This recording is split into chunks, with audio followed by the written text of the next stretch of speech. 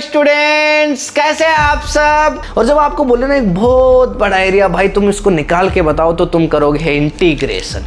यहाँ पे टाइम वाली तो बात ही खत्म हो गई, क्योंकि पावर अपॉन में टाइम तो एक सेकंड के लिए खेल किया हमने सारा। तो 1 लिखो चाहे मत लिखो, मैं कितना भी फोर्स लगा सकता हूँ आगे भागने के लिए, लेकिन जो फोर्स मेरे आगे भागने में यूज आ रहा है वो ये फोर्स है। ये एक मैजिक क्वेश्चन है। मैजिक मतलब ये जादुई क्वेश्चन है। हेलो स्टूडेंट्स, कैसे हैं आप सब। तो हम पढ़ रहे थे हमारा क्लास 11 फिजिक्स का chapter number 6 work energy and power, जिसके अंदर लास्ट वीडियो के अंदर हमने डिटेल में स्टडी किया था मैकेनिकल एनर्जी को। और साथ में हमने समझा था कि वर्टिकल सर्कुलेटरी मोशन मतलब कि भाई जैसे एक ट्रेन ऐसे आ रही है और वो घूम के ऐसे फिर से सीधी हो जाती है। आपने देखा होगा ट्रेन ऐसे आती है फिर वो घूम के और ऐसे जाती है। यानी एक मतलब वर्टिकली क्या होता है, बिल्कुल एक जो सीधा खड़ा हुआ, जैसे एक ऐसे सर्कुलर राउंड है मेरे पास, उसको मैंने ऐसे सीधा खड़ा कर दिया।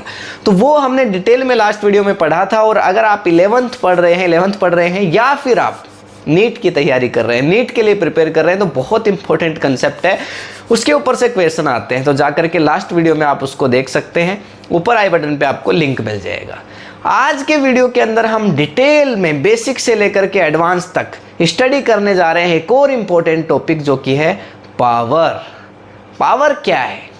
वैसे तो आप इतना तो जानते ही हो कि यार रेट ऑफ डूइंग वर्क, यानी वर्क अपॉन में टाइम इक्वल्स टू पावर, ये बच्चों वाली बात है।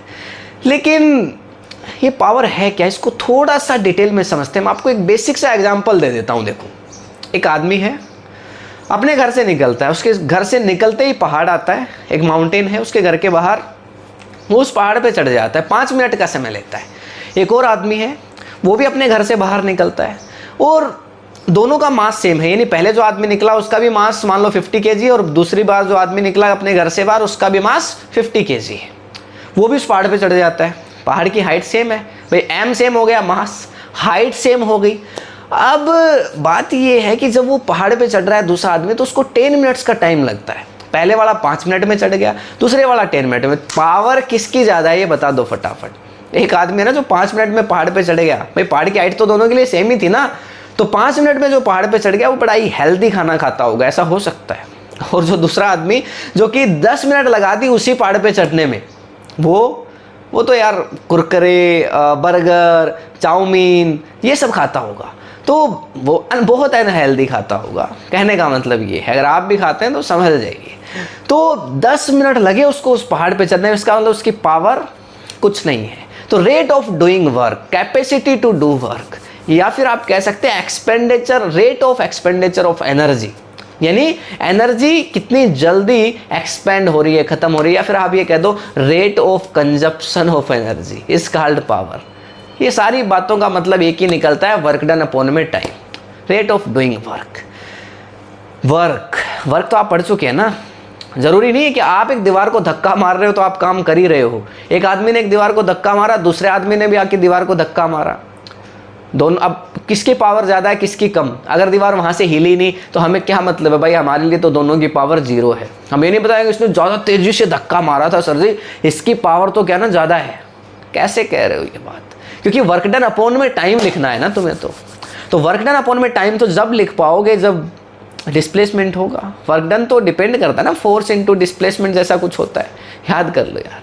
तो यहाँ लिखते हैं, देखो यहाँ बेसिकली कि सबसे पहली चीज़ की फॉर्मूला, तो फॉर्मूला जो हमारे पास है वो क्या है, ये है हमारे पास पावर का formula, power equals to work done upon time. Power equals to work done upon time. और वर्क डन के ऊपर हमारा इस चैप्टर का सबसे फर्स्ट वीडियो था। अगर उसमें भी आपको दिक्कत है तो आप जाइए और वहाँ से देख लीजिए। अब वर्क डन जो है यार, वर्क का फॉर्मूला क्या होता है। अच्छा चलो ये छोड़ो, हमने एक चीज़ पढ़ी थी क्या, work done by all forces. अब कुछ बच्चों को तो याद आ जाएगा, कुछ को याद नहीं आ रहा होगा। Work done by all forces equals to change in kinetic energy, था क्या ऐसा कुछ। Work done by all forces equals to change in kinetic energy, यानी जो काइनेटिक एनर्जी में चेंज होता है ना किसी सिस्टम के, वो उतना होता है कि जितना कि सारे फोर्सेज के थ्रू वर्क डन होता है। याद आ रहा है। तो इसी के बेसिस पे अगर आप चाहो तो ये लिख सकते हो पावर या फिर इसको आप बोलो एवरेज पावर। क्या बोलो इसको? Average power. Average power equals to लिखा जा सकता है यहां से change in kinetic energy upon में टाइम। अरे यार work done by all forces क्या है? Change in kinetic energy. तो यहां लिखा जा सकता है चेंज इन काइनेटिक एनर्जी और अपॉन में टाइम। अरे लिख सकता हूं कि नहीं लिख सकता? लिख सकते हैं। अब ये तो एवरेज पावर आ गई, ओके दिस इज फाइन। लेकिन कोई आपसे पूछता है, कोई आपसे ये कहता है कि सर एवरेज पावर नहीं चाहिए, आप तो ये बताओ कि एक छोटे से इंस्टेंट पे इंस्टेंटेनियस पावर क्या होगी। कोई आपसे क्या पूछता है? पावर या फिर क्या इंस्टेंटेनियस पावर, ये पूछता है। इंस्टेंटेनियस पावर ये पूछता है आपसे, इंस्टेंटेनियस पावर। तो यार इंस्टेंटेनियस पावर ये कैसे फाइंड आउट करें? इंस्टेंटेनियस पावर मतलब कि आपसे बोला कि पावर जो हो रही है ठीक है, हमें मतलब नहीं है, तुम तो ये बताओ कि छोटे से इंस्टेंट एक पॉइंट पे। यार डिफरेंशिएशन और इंटीग्रेशन आपका पीछा नहीं छोड़ने वाले। जब आपको एक छोटा सा टुकड़ा निकालना हो ना एक छोटे से पॉइंट पे, एक छोटे से इंस्टेंट पे, तो आप क्या करो? डिफरेंशिएशन। और जब आपको बोले ना एक बहुत बड़ा एरिया, भाई तुम इसको निकाल के बताओ, तो तुम करोगे इंटीग्रेशन। ये पीछा नहीं छोड़ने वाले आपका। तो इसके लिए आप क्या करोगे? पावर का फॉर्मूला तो हम सभी जानते ही है ना। पावर का फॉर्मूला तो वर्क डन अपॉन में टाइम होता ही है। अरे power equals to work done upon में टाइम होता ही है। लेकिन अगर आपको इंस्टेंटेनियस पावर निकालनी है तो बस इतना सा चेंज करना है कि ये W को आप क्या ले लो? dW/t। आप क्या ले लो? dW/dt। ठीक है, टाइम को भी लेंगे ना, dW/dt। तो आप एक छोटा सा टुकड़ा निकाल लो बस वर्क डन का, एक छोटा सा पीस निकाल लो, dW/dt। ये आपकी क्या है? इंस्टेंटेनियस पावर है। यार वर्क डन के लिए मुझे कुछ याद आ रहा है, फोर्स इंटू डिस्प्लेसमेंट होता है। तो क्या मैं इसको ऐसे लिख सकता हूँ? क्या मैं इसको ऐसे लिख सकता हूँ? फोर्स और इंटू डिस्प्लेसमेंट और अपॉन में ये लिख दिया जाए dt। बिल्कुल ये है। और यार यहाँ से अब एक चीज़ और बताओ मुझे कि ये जो यार dr/dt क्या rate of change of displacement है? अरे यार rate of change of displacement velocity equals to displacement upon time होता है। अरे velocity equals to displacement upon time होता है क्या? मतलब displacement upon time, rate of change of displacement equals to velocity. तो क्या यहां से लिखा जा सकता है dr/dt को v?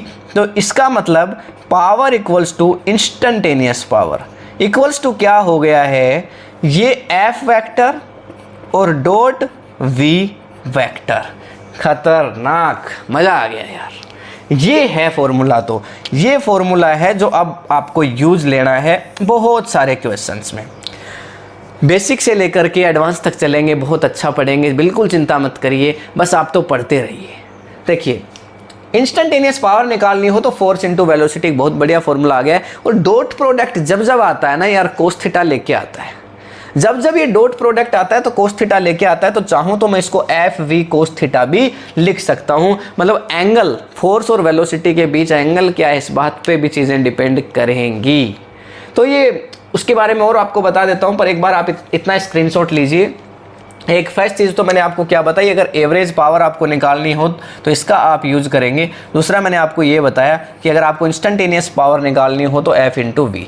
इसको मैंने कैसे निकाला? Power equals to work done upon time होता है, work done by all forces. ये हमें पता है कि ये चेंज इन काइनेटिक एनर्जी के बराबर होता है। मैंने लिखा change in kinetic energy upon time, तो पहला फॉर्मूला आ गया। और दूसरा हमने देखा कि भाई हमें छोटा सा टुकड़ा जब तोड़ना होता है तो मतलब डिफरेंशिएशन, तो dW/dt लिखा और dW को लिखता हूँ F इंटू dt और dr/dt मेरे पास v के बराबर होता है, तो F इंटू वी। स्क्रीनशॉट लो फटाफट। पावर का फॉर्मूला आपने निकाला, पावर का फॉर्मूला आपने निकाल लिया है क्या? F वेक्टर और इंटू में v वेक्टर। ये आपने फॉर्मूला ड्राइव कर तो लिया, पर इस फॉर्मूला से काम चलने वाला है नहीं। कैसे? देखो अभी साथ में डॉट और लगा हुआ है बीच में, ठीक है। ज़रूरी नहीं है कि मैंने कहा था, जब ज़रूरी नहीं कि कोई ऑब्जेक्ट मतलब आप धक्का दे रहे हो दीवार को तो आपकी कोई ना कोई पावर हो ना ना ना, डिस्प्लेसमेंट जीरो हो जाता है तो फिर फोर्स जीरो हो गया। मतलब force equals to mass into acceleration. यार क्या क्या बोल रहा हूँ मैं, छोड़ दो एक बार इसको छोड़ो। अभी देखो आप, देखो क्या है कि भाई P इक्वल्स टू हम इसको लिख सकते हैं F और डॉट को हटा दें तो V, और इसको लिखा जा सकता है कोस थीटा। अगर किसी भी वजह से फोर्स और वेलोसिटी के बीच में एंगल 90 डिग्री हो जाए, अगर किसी भी वजह से जो एंगल है थीटा की वैल्यू है वो हो जाए 90 डिग्री, तो क्या पावर इक्वल्स टू जीरो आएगा? क्या पावर इक्वल्स टू जीरो आ जाएगा? बिल्कुल आ जाएगा सर, ये आ जाएगा पावर इक्वल्स टू जीरो। ये बात आपको समझ में आ रही है कि अगर थीटा की वैल्यू 90 डिग्री हो गई है तो आपकी पावर को जीरो होना पड़ेगा। ऐसा बहुत केसेस में होता है, जैसे कि नॉर्मली एक तो आपको देखने को मिल जाएगा मैग्नेटिक फोर्स के टाइम पे। मैग्नेटिक फोर्स का फॉर्मूला क्या होता है? मैग्नेटिक फोर्स का फॉर्मूला होता है F vector equals to Q। F vector equals to Q, और ये होता है V वेक्टर इंटू आपका होता है B vector. V vector into आपका होता है B वेक्टर। ये फोर्स कब लगता है? जब एक कोई पार्टिकल है ना, कोई चार्ज है और ये किसी मैग्नेटिक फील्ड में इंटर कर रहा है। V है वेलोसिटी, B है मैग्नेटिक फील्ड और Q है ये चार्ज। तो जब कोई चार्ज मैग्नेटिक फील्ड में जाता है, 12th क्लास में पढ़ना है आपको, ठीक है, डिटेल में पढ़ना है, साइक्लोटोन वगैरह पढ़ोगे तब इसको देखोगे आप। इसमें ऐसा होता है कि इसमें पावर जीरो हो जाती है क्योंकि इसमें थीटा 90 डिग्री होता है, क्योंकि ये परपेंडिकुलर लग रहा होता है। ये वेलोसिटी जो होती है ना इसकी, ये फोर्स के परपेंडिकुलर हो जाती है। और दूसरा ऐसा एक बार और होता है कि इसमें सेंट्रीपिटल फोर्स में, जो सेंट्रीपिटल फोर्स होता है ना, उसमें भी ऐसा होता है। सेंट्रीपिटल फोर्स मतलब आपने रस्सी बांधी, रस्सी के एक पत्थर बांध लिया, आप ऐसे घुमाने लग रहे हो। अभी जो पत्थर आप घुमा रहे हो, आप उस रस्सी से सेंटर से जो फोर्स लगा रहे हो ना, वो है सेंट्रीपिटल फोर्स। और सेंट्रीपिटल फोर्स जब लगता है, ये सेंट्रीपिटल फोर्स जब लगता है तो जो थीटा की वैल्यू है ना, जो थीटा की वैल्यू मतलब बीच में से सेंटर से तो उस पत्थर पे क्या फोर्स लग रहा है भाई, ऐसे परपेंडिकुलर नहीं लग रहा है ना। तो उस टाइम जो उसकी वेलोसिटी की डायरेक्शन और फोर्स की डायरेक्शन वो एक दूसरे के परपेंडिकुलर हो जाती है। और ऐसी सिचुएशन में भी थीटा की वैल्यू जीरो आ जाती है, तो तब भी जो पावर है वो क्या आती है? जीरो निकल के आती है। पावर है वो जीरो निकल के आ जाती है। ऐसे होता है ना कि कोई ऑब्जेक्ट यार ऐसे घूमने लग रहा है, जैसे ये आपका बीच में से सेंटर पॉइंट है, यहाँ पे आपने एक m मास का ऑब्जेक्ट है वो बांधा हुआ है और इसको आप ऐसे घुमाने लग रहे हो, ऐसे आप इसको रोटेट कर रहे हो। तो अलग अलग पॉइंट पे वेलोसिटी की डायरेक्शन तो अलग अलग रहती ही है, ठीक है। जैसे इधर अभी आपका ऑब्जेक्ट इधर जा रहा है v वेलोसिटी से, थोड़ी देर बाद ऑब्जेक्ट आपका इधर जाने लगा v वेलोसिटी से, थोड़ी देर बाद आपने देखा कि ऑब्जेक्ट इधर जा रहा है, और थोड़ी देर बाद आपने देखा कि आपका ऑब्जेक्ट इधर जा रहा है। लेकिन अगर आप देखोगे तो हर पॉइंट पे, मतलब यहाँ पे सेंटर के साथ देखो 90 डिग्री का एंगल बना, यहाँ पे सेंटर के साथ 90 डिग्री, इधर भी अगर आप देखोगे तो सेंटर के साथ देखो 90 डिग्री का एंगल बन चुका है, इधर भी अगर आप देखोगे तो सेंटर के साथ 90 डिग्री का एंगल बन चुका है, इधर भी आप देखोगे तो देखो सेंटर के साथ 90 डिग्री। यानी सेंट्रीपिटल फोर्स जब लगता है ना, सेंट्रीपिटल फोर्स, तो वेलोसिटी और फोर्स के बीच में एंगल 90 डिग्री हो जाता है। इस वजह से पावर जीरो आती है, क्योंकि पावर का फॉर्मूला यहाँ से आपने क्या निकाल लिया? F V cos theta. Theta अगर कोस थीटा जीरो हो गया तो जीरो, कोस 90 अगर हो गया तो फिर जीरो हो ही जाएगा। स्क्रीनशॉट ले लो फटाफट, फिर क्वेश्चन करते हैं। कॉम्पिटिटिव एग्जाम्स में आया हुआ क्वेश्चन है, देखो, a motor pump set lifts 300 kg of water per minute from a well of depth 20 metre. एक कुआं है 20 मीटर का, उसमें से एक मोटर पंप आपने रखा हुआ और पानी को उठाता है। कितना उठाता है? 300 kg of water per minute, and delivers to a height of 20 metre. और ऊपर 20 मीटर ऊपर क्या कर देता है? उस पानी को डिलीवर कर देता है। फाइंड इट्स पावर, इसकी पावर को आपको फाइंड करना है। सिचुएशन को क्रिएट करते हैं। देखो, ये हमारे पास कोई भी एक वेल है, कुआं है, ये हमारा एक कुआं हो गया, ठीक, ये कुआं है और इसमें पानी है, और यहाँ से 20 मीटर हाइट के ऊपर एक मोटर रखी हुई है। मान लो ये हमारी मोटर हो गई, यहाँ पे रखा है मोटर, यार क्या मोटर है ना, यहाँ पे हमारा मोटर पंप रखा है और वो नीचे से पानी को खींचता है और यहाँ ऊपर की तरफ एक बिल्डिंग होगी कोई, इस बिल्डिंग के ऊपर पानी को पहुंचा देता है। तो बिल्डिंग की जो हाइट है वो कितनी है 20 मीटर, और नीचे जहाँ से पानी निकाल के ला रहा है उसकी हाइट भी कितनी है 20 मीटर। ये सिचुएशन है। यहाँ आपने मोटर लगाई हुई है, एक पंप है वो अंदर से पानी निकालता है 20 मीटर से, वाटर पंप है, अंदर से पानी निकालता है 20 मीटर से और उसके बाद 20 मीटर उसको ऊपर की तरफ भेज देता है। यानी टोटल अगर मैं हाइट की बात करूं तो टोटल हाइट हो गई है यहाँ से 40 मीटर। टोटल हाइट कितनी हो चुकी है 40 मीटर हो चुकी है। बहुत ही आसान क्वेश्चन है, आप लोगों ने अभी तक कर भी लिया होगा, I am sure, pretty sure आपने कर लिया होगा, क्योंकि ये छोटी मोटी बात है। Potential energy equals to work done mgh वगैरह, और उसी से रिलेटेड आपका क्वेश्चन है, ठीक है। और आया हुआ क्वेश्चन है कंपैरेटिव एग्जाम के अंदर, देखो क्या कह रहा है आपसे। तो motor pump set lifts 300 kg of water, यानी मास आपको दे दिया गया है, जो गिवन है उसको लिख डालो सबसे पहले 300 kg। सिचुएशन को हमने क्रिएट कर लिया है। सबसे पहला काम आपका यही होना चाहिए, क्वेश्चन की सिचुएशन को क्रिएट कर लो और उसके बाद में आंसर करना स्टार्ट करो। देखो mass equals to 300 kg of water per minute, time आपको दे रहा है, टाइम आपको 1 मिनट दे रहा है, तो आप इसको मान लो 60 सेकेंड, कन्वर्ट कर लो सेकेंड में। फिर कह रहा है from a well of depth 20 metre, तो आपके पास टोटल जो हाइट है वो हो चुकी है कितनी 40 मीटर, 20 + 20 यानी 20 से निकाल के लाया, कुएं में से 20 मीटर तो निकाल के लाया और 20 ऊपर भेज दिया। तो टोटल हाइट कितनी हो चुकी है 20 + 20 हो चुकी है 40 मीटर। अब आपसे कह रहा है कि फाइंड इट्स पावर। तो ये तो हम जानते ही हैं कि जो पावर है उसका फॉर्मूला होता है वर्क डन अपॉन में टाइम, और जो वर्क डन है वो ये ग्रेविटेशनल पोटेंशियल एनर्जी लगेगी यहाँ। तो ग्रेविटेशनल पोटेंशियल एनर्जी एक सिस्टम हो गया ना, ये बेसिकली एक मोटर है और ये जो वाटर है इसके लिए एक सिस्टम हो गया। तो पोटेंशियल एनर्जी में चेंज आया भाई, यहाँ से जो मोटर ने पानी को ऊपर भेजा तो इसकी कौन सी एनर्जी में चेंजमेंट आया, कौन सी एनर्जी में चेंजमेंट आया, पोटेंशियल एनर्जी में चेंजमेंट आया होगा। तो ये power equals to work done upon time, तो आप लिख दो वर्क डन हो जाएगा आपका mgh अपॉन में टाइम, mgh। तो mgh कितना है देखो, पावर इक्वल्स टू मास आपका है 300 kg, g की वैल्यू 10 ले लो, हाइट आपको दी हुई है कितनी 40 मीटर, और अपॉन में जो टाइम है वो आपके पास आ चुका है कितना 60 सेकेंड। जो कटता है उसको काट दो, जो रहता है उसको रख लो।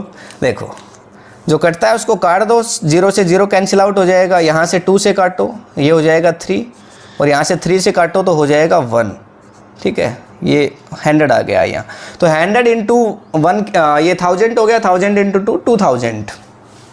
तो जो पावर यहाँ आई है आपके पास वो आ गई है 2000 वाट। कई बच्चों की इच्छा होती है कि सर हम तो किलोवाट में लिखें, तो आप क्या कर दो power equals to 2 kilowatt, power equals to 2 kilowatt, and this is answer of your question. Okay, ये क्लियर है, कोई प्रॉब्लम नहीं है यार, बड़ा ही आसान सा क्वेश्चन था, ठीक है। mgh करो, पोटेंशियल एनर्जी में चेंजमेंट आया हमें पता है, that is equals to work done, and power is rate of doing work. तो पावर अपॉन में टाइम हमने लिख दिया। आंसर का स्क्रीनशॉट ले लो फटाफट, पॉज करके ट्राई कर लो एक बार इस क्वेश्चन को। ध्यान रहे कि हम यहाँ क्वेश्चंस क्लिक करके नहीं लेके आते हैं कि एक एक क्वेश्चंस को हम राइट डाउन करते हैं, तो इसके लिए वीडियो पे एक लाइक ज़रूर से बनता है एंड एक शेयर भी बनता है। तो देखो, a motor takes water from 10 metre underground and delivers it into a tank.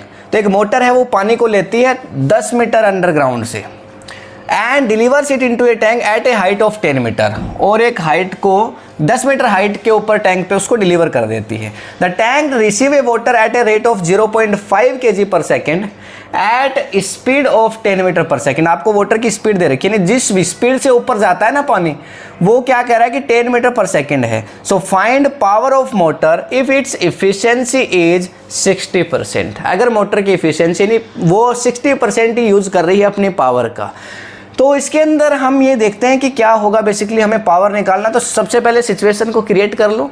Situation ये है कि क्या करें, अंडरग्राउंड से, अंडरग्राउंड है ये हमारा अंडरग्राउंड है, अंडरग्राउंड से पानी को बाहर निकाला जा रहा है, ठीक है। और ये जो हाइट है वो कितनी है, 10 मीटर है। और यहाँ पे आपकी रखी हुई है एक मोटर, ये आपकी मोटर है। और ये ऊपर 10 मीटर हाइट के ऊपर ही, यानी यहाँ पे मान लो कहीं यहाँ पे एक बिल्डिंग है हमारी, ठीक है, और इसके ऊपर ये पानी को ऊपर सेंड किया जा रहा है। तो 10 मीटर हाइट के ऊपर इस वाटर को सेंड किया जा रहा है। और ये जो सरफेस लेवल है वो कितना है, 10 मीटर हाइट पे है, यानी 10 मीटर ही नीचे से खींच के इस पानी को निकाला जा रहा है। यहाँ पे आपका पानी है और 10 मीटर इसको खींचा गया पहले तो बाहर, और फिर 10 मीटर उसको ऊपर लेके गया है। तो हाइट, टोटल हाइट कितनी हो गई, टोटल हाइट अगर देखा जाए तो 10 + 10 20 हो गई। अगर टोटल हाइट देखी जाए तो 20 मीटर हो गई। मास जो वाटर का है वो इस बार हमारे पास कुछ है 0.5 kg/सेकेंड। 1 सेकेंड की बात करेंगे अपन, ज़्यादा की बात अपने को करनी भी क्यों है। 0.5 kg, यानी मास आपको दे दिया गया है 0.5 kg। ये हो गया आपका 0.5 kg। फिर कह रहा है एट ए स्पीड ऑफ, आपको v भी दे रहा है, v स्पीड आपको दे रहा है एट ए स्पीड ऑफ 10 मीटर/सेकेंड। 10 मीटर/सेकेंड ये आपको दे रहा है।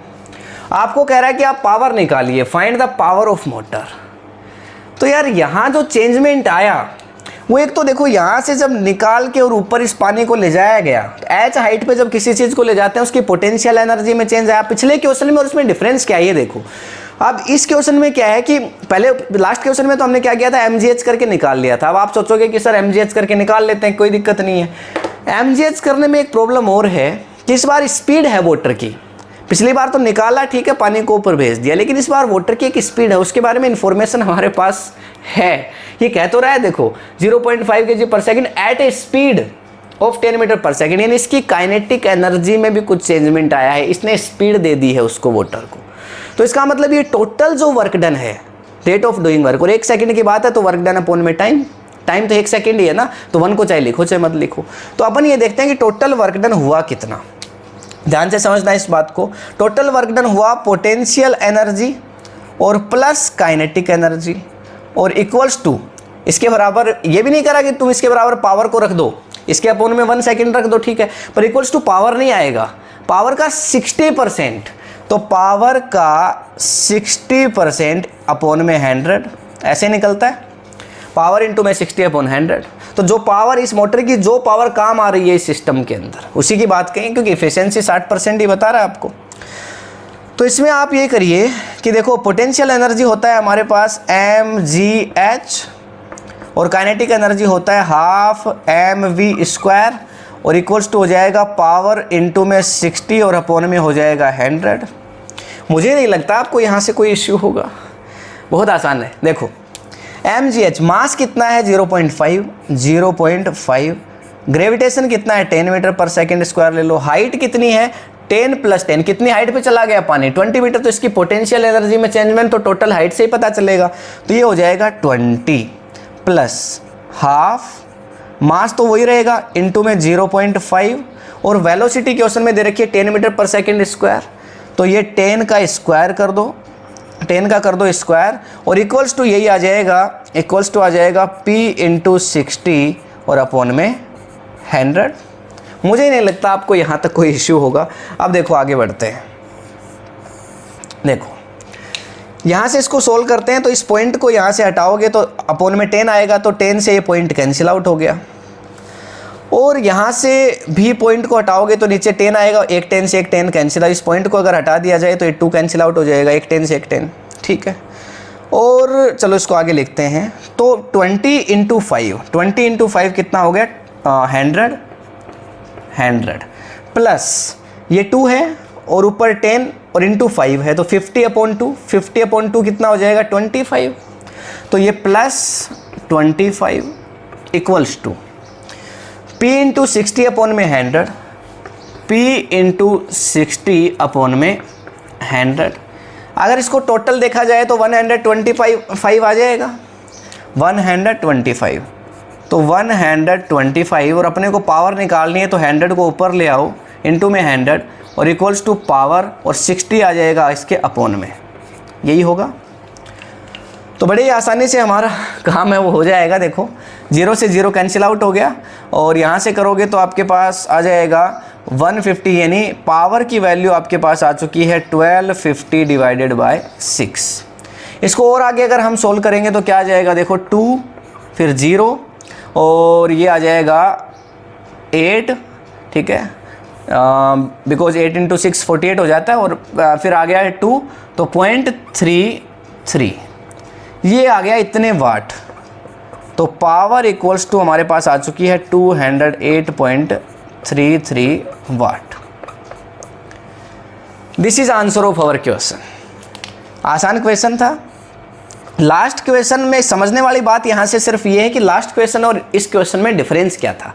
लास्ट क्वेश्चन में देखो हमने लगाया mgh अपॉन में t, यहाँ पे टाइम वाली तो बात ही खत्म हो गई क्योंकि पावर अपॉन में टाइम तो 1 सेकंड के लिए खेल किया हमने सारा, तो 1 लिखो चाहे मत लिखो। लास्ट क्वेश्चन में क्या था कि सिर्फ आपको बोला कि पानी को निकाला ऊपर बिल्डिंग पे भेज दिया, तुम बता दो मोटर की पावर कितनी। तो जितनी हाइट आई ठीक है वो सारी पोटेंशियल एनर्जी में थी क्योंकि वाटर के पास कोई काइनेटिक एनर्जी नहीं थी।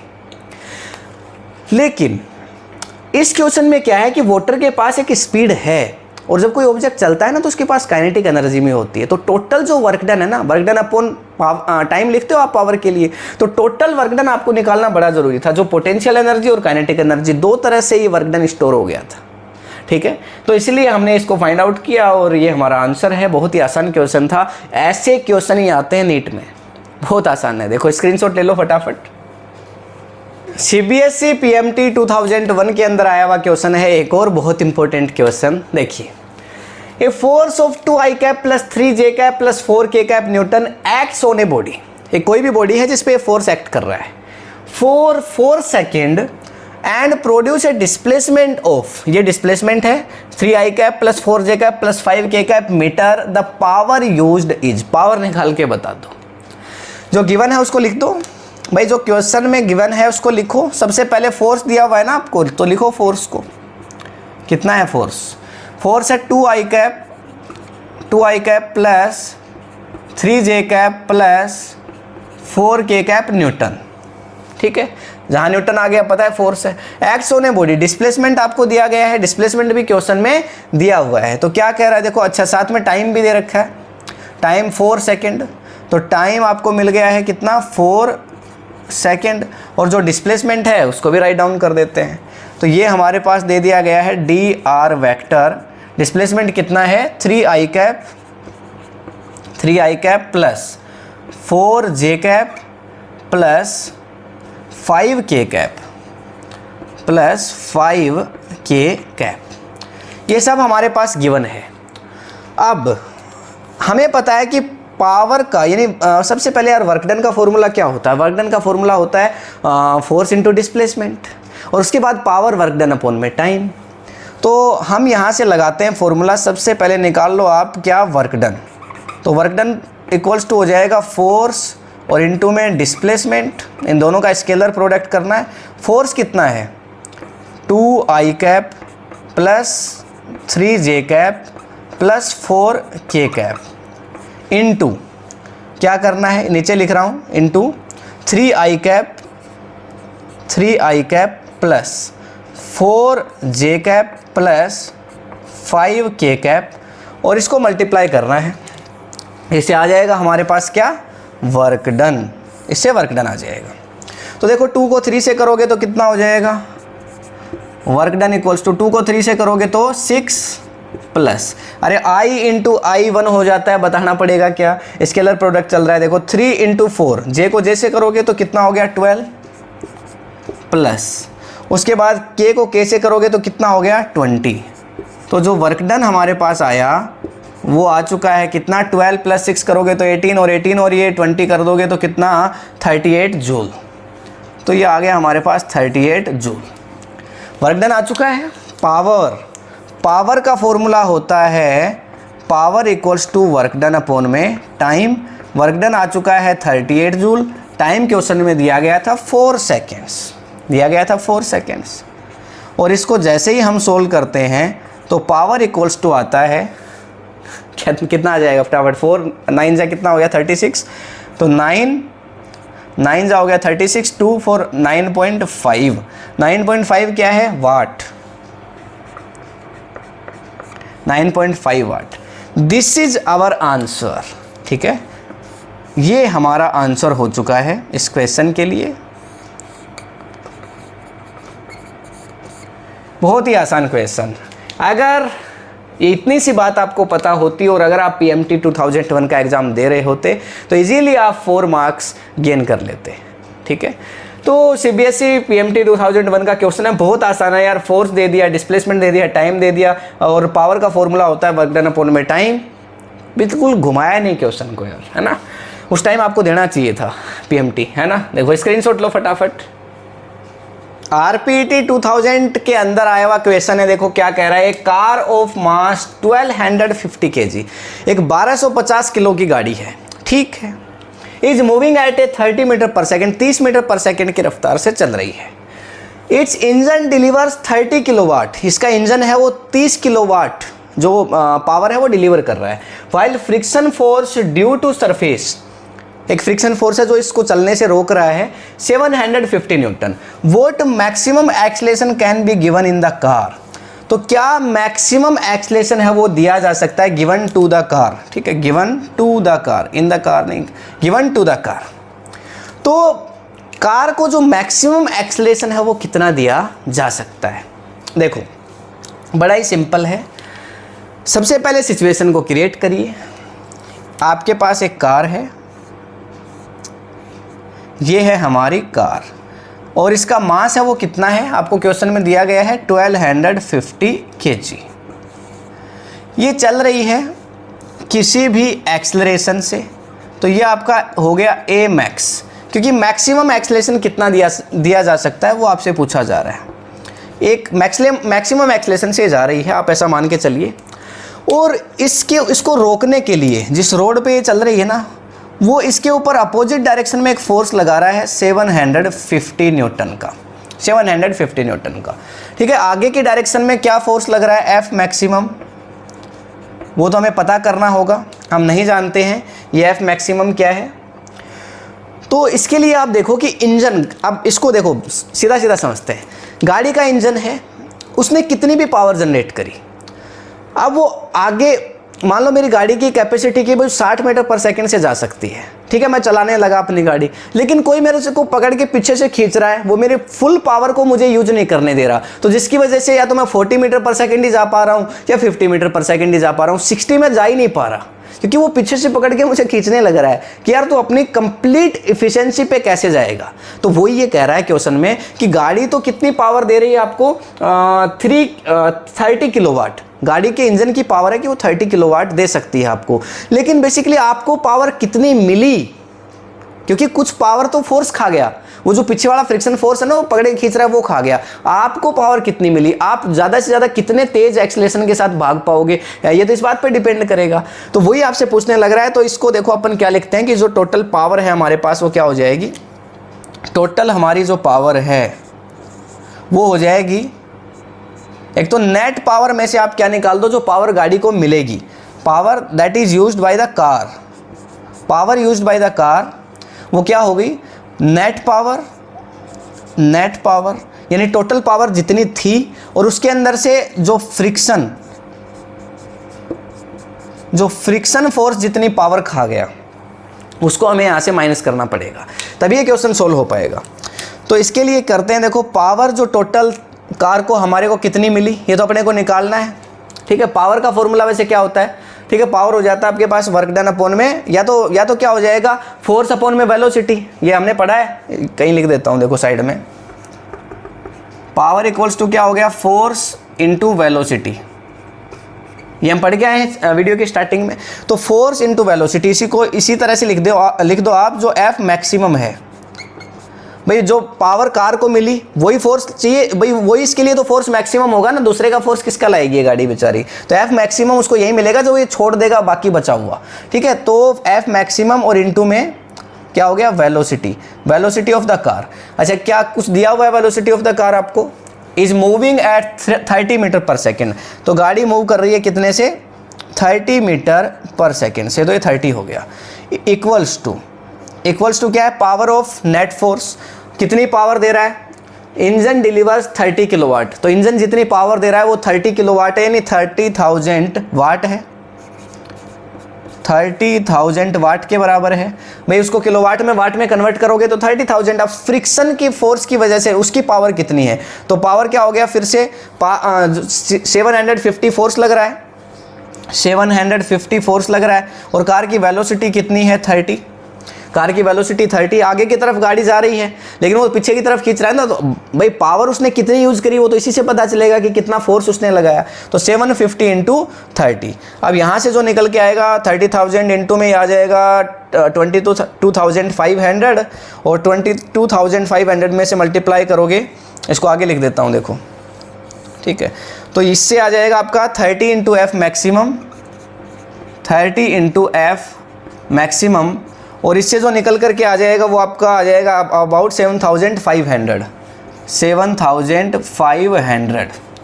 अब एफ मैक्सिमम को निकाल लो, एफ मैक्सिमम, तो एफ मैक्सिमम, मैक्सिमम फोर्स, तो 7,500 अपॉन में आ जाएगा 30। तो 3 से 0 से 0 कैंसिल आउट हो गया, क्या बच गया देखो, 3 से करोगे तो 250 न्यूटन। ये वो फोर्स है जिससे गाड़ी चल रही है। मतलब गाड़ी के ऊपर कोई कितना भी फोर्स लगा रहा है, मैं कितना भी फोर्स लगा सकता हूँ आगे भागने के लिए, लेकिन जो फोर्स मेरे आगे भागने में यूज आ रहा है वो ये फोर्स है। क्योंकि पीछे एक फोर्स और लग रहा है जो पकड़ रहा है मेरे को। मेरी कैपेसिटी तो है मैं 500 न्यूटन फोर्स लगा सकता हूँ, लेकिन पीछे से कोई खींचने लग रहा है मेरे को 200 न्यूटन फोर्स से, तो मेरे पास तो फोर्स कितना बचा, 300 ही बचा ना, मैं तो 300 से ही भागूंगा। तो गाड़ी तो इस फोर्स से भाग रही है 250 से, ठीक है। तो इसके लिए एक्सेलरेशन मैक्सिमम निकाल लेंगे बड़ी इजीली हम। क्या आ जाएगा देखो, फोर्स का फॉर्मूला एम में होता है, तो एफ मैक्सिमम इक्वल्स टू क्या हो जाएगा, F maximum equals to mass into acceleration maximum. और अपने को क्वेश्चन में क्या पूछा था कि मैक्सिमम एक्सेलरेशन बता दो जिससे गाड़ी दौड़ सकती है। तो एक्सेलरेशन मैक्सिमम इक्वल्स टू क्या आ गया, फोर्स अपॉन में मास। फोर्स कितना आया 250 और गाड़ी का मास था क्या क्वेश्चन में, मास, ए कार ऑफ मास 1250 ये दिया हुआ है, तो 1250 और ये आ जाएगा acceleration metre per second square. इसको सोल्व करेंगे तो जो भी आएगा वो आपका आंसर होगा। तो बड़ा ही आसान क्वेश्चन था यार। अगर ये एग्ज़ाम आप दे रहे होते तो उस टाइम भी 4 मार्क्स आपके पास बड़े ही आसानी से आ जाते, ठीक है। तो ये इसमें क्या बताया था देखो, आपको सीधा सीधा ये क्वेश्चन आप समझ पाए होंगे आई थिंक, कि गाड़ी है वो जा रही है, गाड़ी किसी भी गाड़ी का इंजन कितनी भी पावर जनरेट कर रहा हो लेकिन पीछे एक फोर्स और लगा हुआ है, उसको पकड़ के रख रहा है, फ्रिक्शन फोर्स, खींचने लग रहा है पीछे। अब जो फोर्स वो पावर छोड़ेगा, वो पावर कंज्यूम करने के बाद, उसी के बाद तो जो पावर आएगी, तो इसलिए हमने किया कि जो पावर कार को मिलेगी वो ये मिलेगी टोटल पावर में से फ्रिक्शन जिस पावर को छोड़ देगा, उसी के हिसाब से फिर हमने आंसर को किया है। स्क्रीनशॉट लो फटाफट। ये एक मैजिक क्वेश्चन है, मैजिक मतलब ये जादुई क्वेश्चन है। इसको अब जब आप पढ़ेंगे ना तो आपको लगेगा कि यार ये क्वेश्चन अपन कर ही नहीं सकते, लेकिन अगर आपको थोड़ा सा फॉर्मूले अगर पता है, तो थोड़ा सा अगर आप दिमाग लगा, पता तो सब है यार आपको, आप पढ़ते हुए आ रहे हैं बेसिकली, आप वेलोसिटी और ये सब पढ़ चुके हैं, डिस्प्लेसमेंट वगैरह पहले ही, तो पता तो सब है आपको, लेकिन थोड़ा सा दिमाग अगर आप लगाएंगे तो ये क्वेश्चन कर पाएंगे। तो इसलिए मैं इसको मैजिक क्वेश्चन बोल रहा हूँ। पढ़ते हैं देखो मैजिक क्वेश्चन को क्या कहता है। A block of mass M is pulled at a constant power P. एक एम मास का ब्लॉक है जिसको तुम पावर पी से खींच रहे हो, ठीक है। Find the speed of the block. अब ब्लॉक की स्पीड बताओ। सिचुएशन को क्रिएट कर दें। सबसे दो क्वेश्चन है, आफ्टर ट्रेवल से डिस्टेंस एक्स और आफ्टर टाइम टी। तो सिचुएशन को क्रिएट करो सबसे पहले। तो फर्स्ट का आंसर अपन कर रहे हैं। तो ये हमारे पास कोई एक एम मास का ब्लॉक है और जिसको आप खींचने लग रहे हैं किससे, पी पावर के साथ, और आफ्टर ट्रेवल से डिस्टेंस एक्स। तो एक्स डिस्टेंस को ट्रेवल करने के बाद आपको इसकी वेलोसिटी बतानी है। मान लो इसकी वेलोसिटी यहाँ पे यू है या फिर ये रेस्ट में है, ठीक है, ये रेस्ट में है। और थोड़ी देर बाद क्या होता है कि ये कुछ डिस्टेंस को ट्रेवल कर लेता है, ठीक है। और कितनी डिस्टेंस को ट्रेवल करता है, एम मास का ब्लॉक है, कितनी डिस्टेंस को ट्रेवल करता है, एक्स डिस्टेंस को। ये जो डिस्टेंस को ट्रेवल करके गया है वो डिस्टेंस कितनी है, एक्स। और इस टाइम आप बता दो कि इसकी जो वेलोसिटी है वो कितनी है। ये क्वेश्चन है। A block of mass M is pulled at a constant power P, find the constant है, पावर कांस्टेंट है, ठीक है। तो find the speed of the block, आप स्पीड बता दो। जादुई क्वेश्चन है, मैजिक क्वेश्चन है, देख के लगता होगा पता नहीं क्या है यार ये, लेकिन अभी देखना कितना इजी होगा ये क्वेश्चन आपके लिए। मुझे एक बात बताओ कि फॉर्मूला क्या होता है, किसका फॉर्मूला, फॉर्मूला किसका यार, पावर पढ़ रहे हैं तो पावर का कैसी बात कर रहे हो, power equals to force into velocity, ऐसा होता है कि नहीं होता, ये होता है, एफ भी होता है। और क्या वेलोसिटी को यानी फोर्स को अपन ये लिख सकते हैं F equals to M A और इनटू वी, क्या ये लिखा जा सकता है? यस सर, ये लिखना बड़ा ही आसान है क्योंकि F equals to M A होता है, ये बात हम जानते हैं, F equals to M A होता है। ठीक है, फिर आगे तो कुछ प्रॉब्लम आने वाली है ही नहीं। एक्सेलरेशन, एक्सेलरेशन को और क्या लिख सकते हो आप, सोचो थोड़ा सा, एक्सेलरेशन को क्या लिख सकते हो? अगर हमें डिस्टेंस की बात करनी हो तो कुछ ऐसा करो इस एक्सेलरेशन के साथ कि ये डिस्टेंस की टर्म में आ जाए। क्या एक्सेलरेशन के लिए ऐसा लिखा जा सकता है, दूसरे पेन से लिखता हूँ, रेड पेन से, तो क्या एक्सेलरेशन के लिए ये लिखा जा सकता है v dot D V by D X, क्या ये लिखा जा सकता है v dot D V by D X? बड़ा ही आसान है ना, v dot D V by D X. X यहाँ पे ये बता रहा है कि ये डिस्प्लेसमेंट की टर्म में आ चुका है, हमारा डिस्प्लेसमेंट x है, ये देखो x डिस्टेंस गया तो x की टर्म में हम इसको ले आएंगे। अब इसके लिए बस कुछ नहीं है, अब तो वैल्यू को पुट करना है, कर दो फटाफट, वैल्यू को पुट करना है, कर दो। ठीक है, तो ये acceleration equals to v dot D X है, p इक्वल्स टू लिखो, p इक्वल्स टू क्या हो गया, m ऐसे कैसे, एक्सेलरेशन हो गया v dot D V upon D X, ये हो गया है, और v ऐसे का ऐसे है तो डॉट v। इसको थोड़ा सा और ठीक से अगर आप लिखना चाहो तो क्या हो जाएगा, पावर इक्वल्स टू, अब देखो कितना आसान हो गया, मैजिक क्वेश्चन, तो m v स्क्वायर और हो गया d अपॉन डी एक्स। अब अगर आप चाहें तो आप क्या कर सकते हैं, आप इसको इधर क्रॉस मल्टीप्लाई कर सकते हैं, तो ये हो जाएगा p डॉट डी एक्स और इक्वल्स टू ये हो जाएगा M V square dot D V. और अगर अब आप चाहें तो आप दोनों तरफ इसका इंटीग्रेशन कर सकते हैं। तो अगर मैं इसका इंटीग्रेशन करता हूँ p डॉट डी एक्स, तो p तो पहले ही बाहर आ जाएगा, ठीक है, क्योंकि इसकी टर्म में नहीं है x की में, और इक्वल्स टू m भी बाहर आ जाएगा। ठीक है, यहाँ पे बचेगा क्या, v square upon D V. तो मेरा डिस्प्लेसमेंट कहाँ से कहाँ चेंज हो रहा है, x मीटर डिस्टेंस ट्रेवल हुई, मतलब डिस्प्लेसमेंट हुआ है, तो 0 से लेकर के x तक चेंज हुआ, 0 से लेकर के और x तक चेंज हुआ। मेरी वेलोसिटी कहाँ से कहाँ चेंज हुई, वेलोसिटी अगर पहले u थी, ये पहले 0 ही मान रहे हैं, रेस्ट में था, तो 0 से लेकर के v तक चेंज हुई।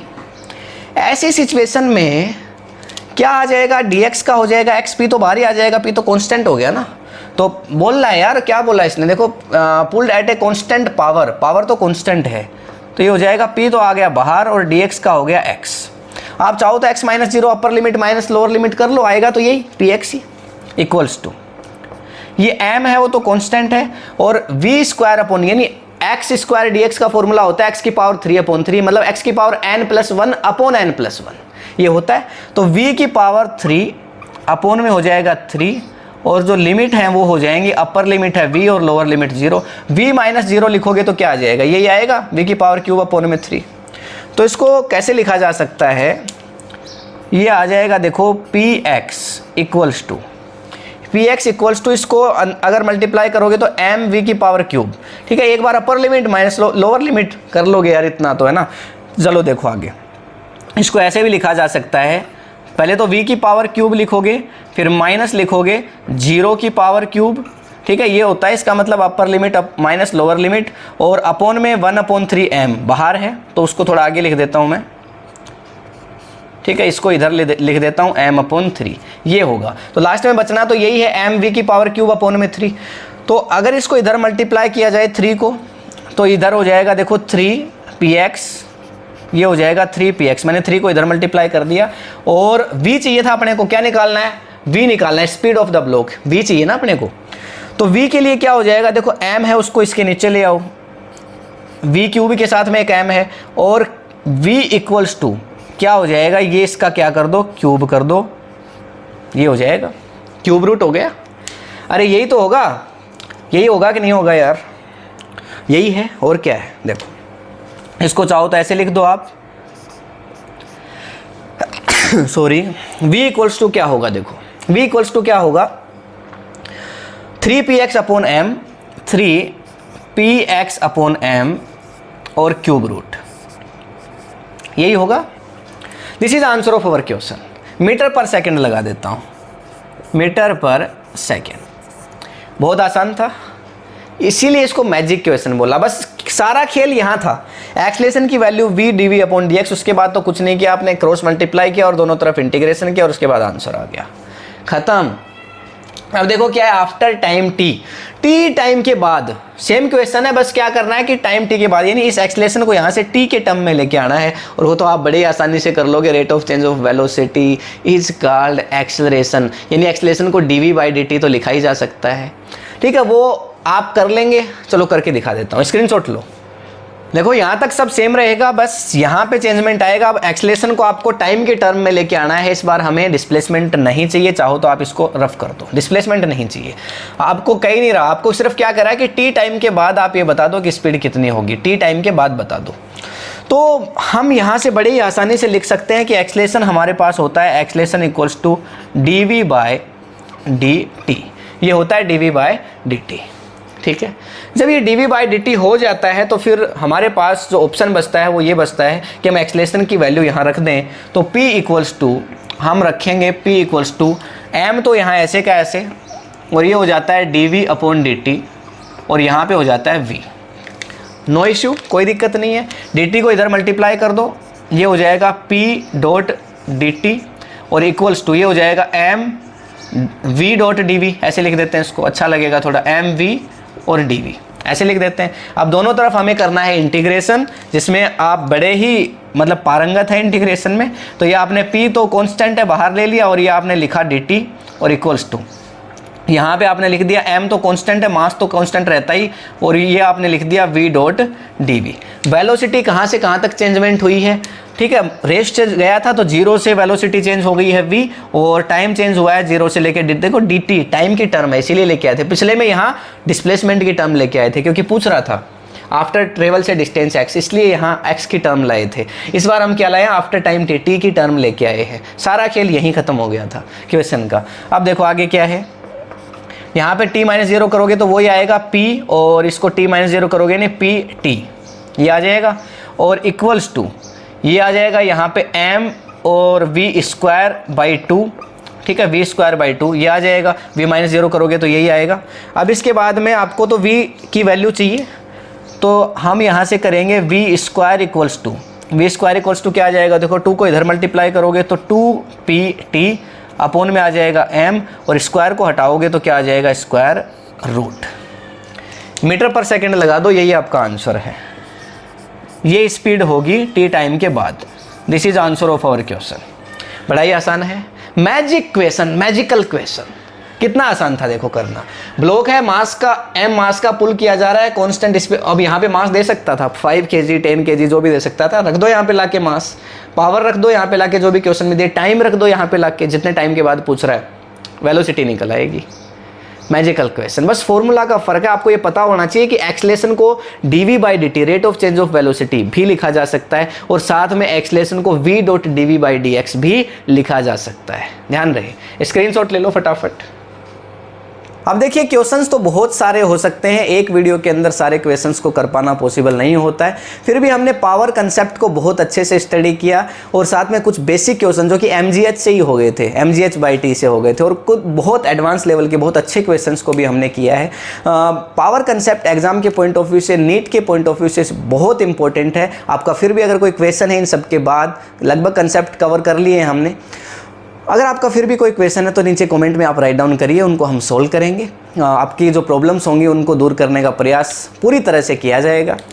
और पढ़ते रहिए, मेहनत करते रहिए, एंड अपने गोल की तरफ बढ़ते रहिए।